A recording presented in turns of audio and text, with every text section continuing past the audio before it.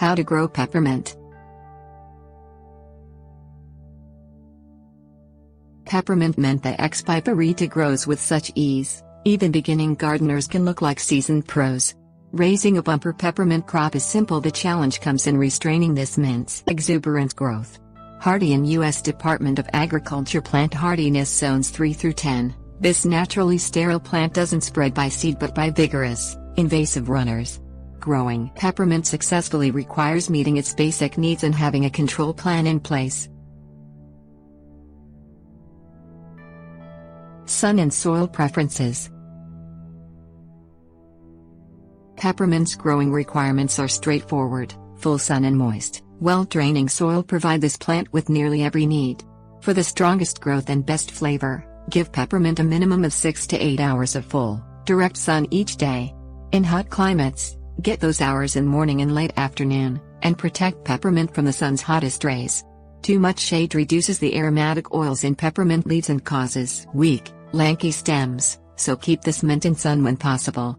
Peppermint adapts to various soils, but it prefers slightly acidic soil with a pH near 6.5. Moisture and nutrient needs.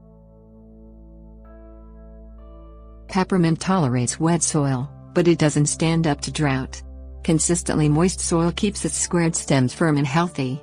Average garden soil contains all the nutrients peppermint needs, so you don't need to fertilize it.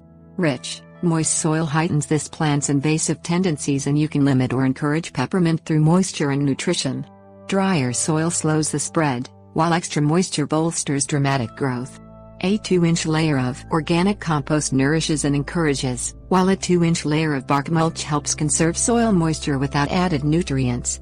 Bark mulch also keeps soil from splashing onto leaves, so peppermint stays clean and ready to use in the kitchen.